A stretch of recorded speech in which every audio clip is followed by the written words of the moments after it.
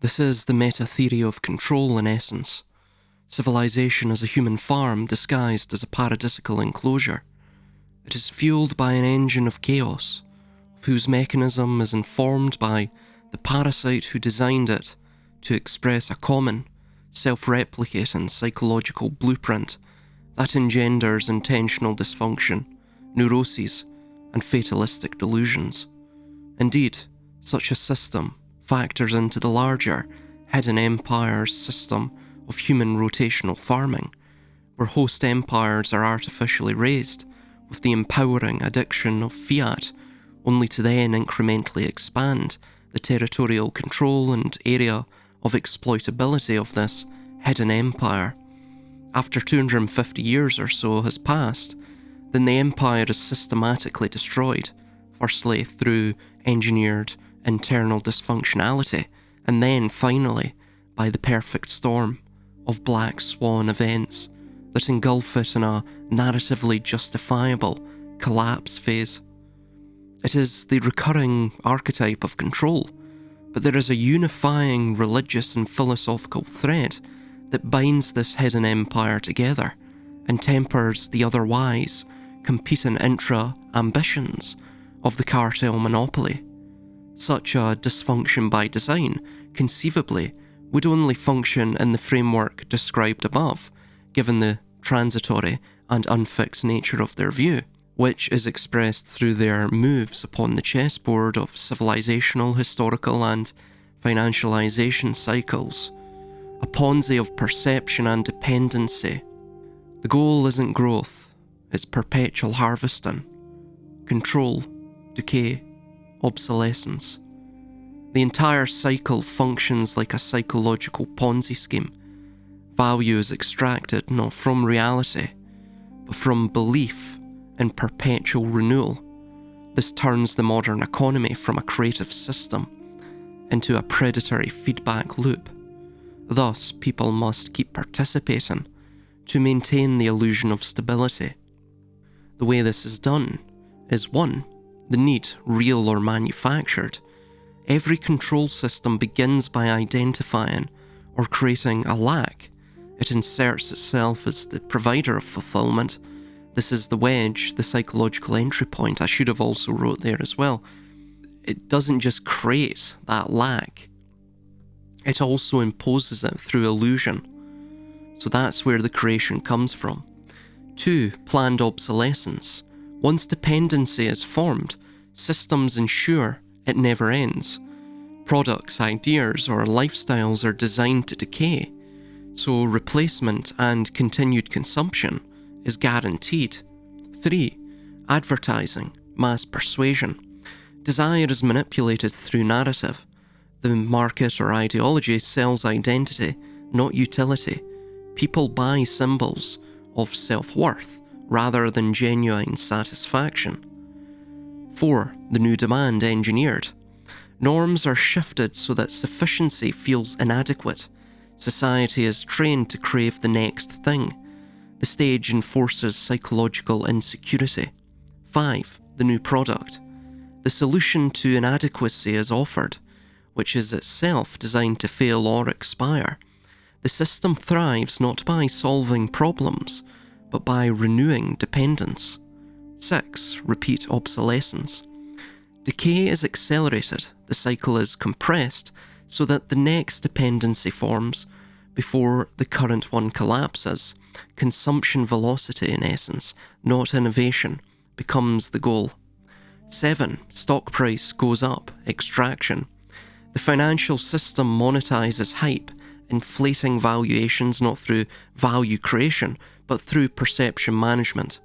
Sell the sizzle, not the steak, in essence. This can also be done vis-a-vis fiat, as we see with the US stock indexes, most notably that of the Dow Jones.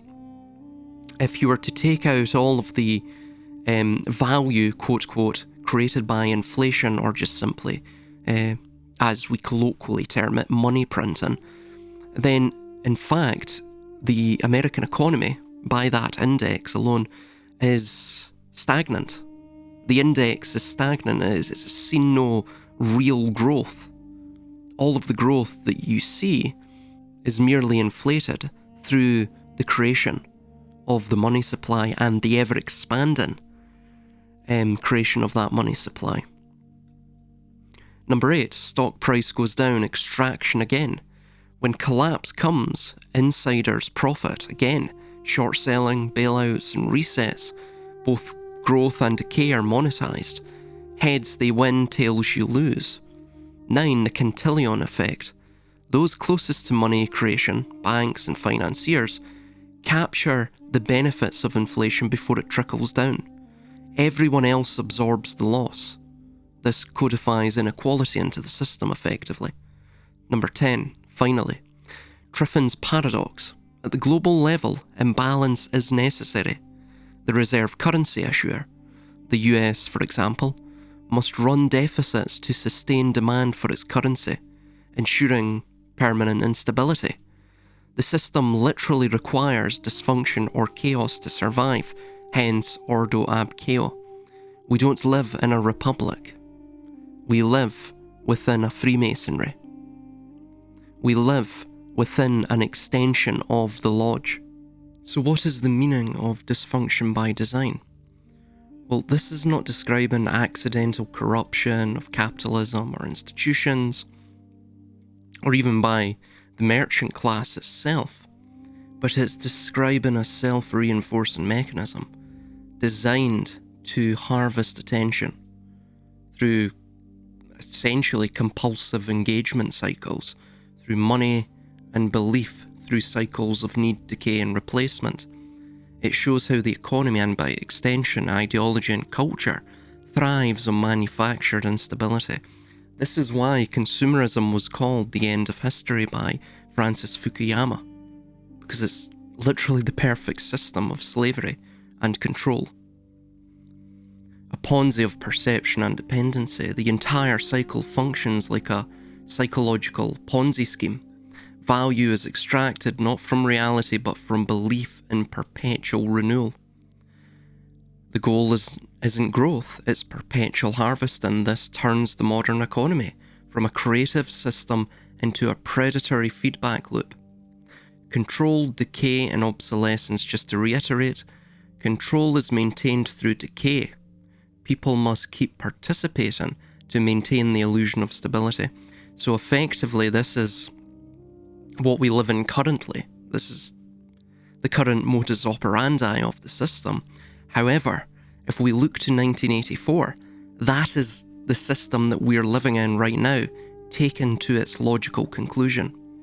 To its, again, you could call it its extreme conclusion as well, but it is really just the logical extrapolation of what you see currently in our current dystopian system. Both describe how control systems, religious, political or economic, operate by manufacturing dependence. This is the collective projection of the psyche's shadow, an externalization of our internal dependence and avoidance of responsibility. The parasitic template that we've just described above is the macrocosmic version of the individual's inner fragmentation. The false world's economy mirrors the false psyche's operation. Both thrive on illusion, scarcity and endless substitution. Effectively, this is what you see, between our own consumeristic mind and mentality, which itself has been conveyed to us by the men of material, by the ruling class, those who have been twisted and mangled, both psycho-spiritually and even in some cases physically, by capital, by the madness induced vis-a-vis capital, the madness of gold. So what they've conveyed to us is this, basically what is a false world economy, a false psyche. We live within mental characters. This is why narcissism is through the roof, because people are stuck in this neurotic drive where they believe that their mental character, the mask that they wear, is literally them. That is the true essence of them, which is of course totally false. And they'll never figure that out because they are an atomized individual. They have no community. So there's no corrective mechanisms within their general vicinity. That just doesn't exist. So therefore they're stuck in this self-referential loop. This reinforcing, self-reinforcing, closed feedback loop of control. Where they're in this, they're completely stagnant. They'll never escape that system. Because they're stuck in the shadow, if you will. They're stuck wearing the mask. They believe that they are the mask, not understanding that actually what they're living is a complete simulacra, meaning a poor substitution of reality itself. So what these terms and conceptions capture, perhaps unconsciously, is the outer anatomy of the inner sickness. The cycle of need, consumption and decay is not merely an economic algorithm. It's the psyche externalized, projected upon the world stage. Each iteration of planned obsolescence in the market echoes the psyche's own refusal to rest in sufficiency, to be whole. The system feeds on perpetual incompletion, and so do we. This is why every ideology, whether religious, political or economic, must eventually become parasitic. It mirrors the unresolved duality within us.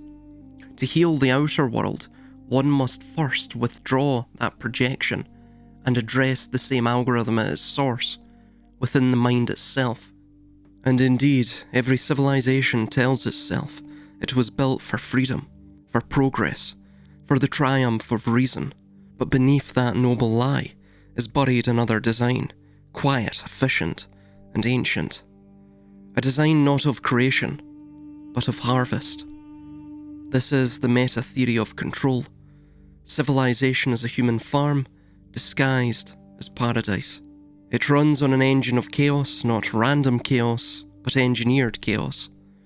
A system whose parts were arranged long ago by what could be called a parasitic intelligence. Not a person, but a conveyed, foisted upon us pattern. A psychological algorithm that reproduces itself across time, empires, ideologies, and economies. Its purpose is not to destroy humanity. It is to feed on humanity, to draw energy, obedience, and attention from us through dysfunction, fear, and hope. We could also call it the hidden empire. It is not a single state, but a structure that lives through them. It raises host empires, fattens them with the addictive power of fiat, money created ex nihilo, then expands its own reach through their conquests. For roughly 2.5 centuries the host grows, then systematically it is dismantled, first by internal decay, corruption, inflation, loss of meaning, then by crises, the black swan song that seems natural but never is. And from the ashes a new host arises, each time larger, each time more integrated, each time more obedient. And this hidden empire does not govern by force, it governs by design, a dysfunction by design. And in this Ponzi of perception and dependency, the modern economy doesn't create value. It merely extracts and contrives belief. It thrives on the illusion of perpetual renewal. Growth is no longer the goal. As we've stated, the goal is harvest. To keep the engine turning, to keep the wheels of the Merkaba, the chariot, turning. To keep the human mind producing meaning for a machine that has none.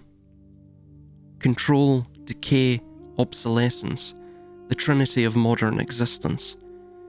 People must keep participating to preserve the illusion of stability, and the more the illusion fractures, the faster the cycle must turn.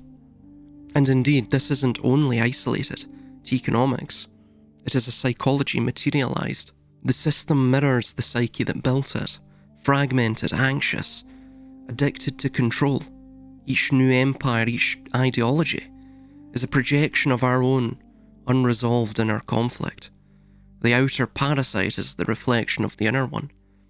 The part of us that feeds on fear, on desire, on the endless chase for more. Until we recognise that, no revolution, no reform could ever break this cycle. And thus, to conclude with the final and most poignant thought, history is not progress, it is rotation. Empires rise, they collapse, and they reappear under new flags, under new false memories, under new national identities. But the blueprint remains. Each era calls it by a new name: empire, church, market, cloud. But it's the same mechanism. The human mind externalized and mechanized, enslaved for all eternity. What was once spiritual dependency became financial dependency. What was once the priest became the banker. The temple became the marketplace. The offering plate became the debt ledger. The corporate cubicle, the altar. And yet, there is a thread that binds it all. There's a single philosophy that unites the otherwise competing ambitions of the elite. It is not the worship of money itself, but of the Kabbalah of control. Control through instability, through managed chaos, through the promise that next time, next product, next ideology, salvation will arrive. But salvation never comes. Only renewal of the same sickness, wrapped in a brighter packaging. Poison rebottled and rebranded. And to see this is not despair, as many claim. It is the diagnosis that we require. Because what has been built outside of us mirrors what exists within. The system survives only as long as we believe in the lack it manufactures. It burns bright by the flame of our apathy. Withdraw that belief, and the architecture collapses. And thus the cure is not rebellion, but recognition. To see the illusion for what it is, a mirror of our own unconscious design. When enough eyes see clearly, the parasite shall lose its host, and the hidden empire dissolves not through war, but through the restoration of awareness and the dispelling of ignorance. The world does not end with collapse, it ends with awakening, and begins again, anew, when man ceases to be the farmed, and remembers he was the farmer all along.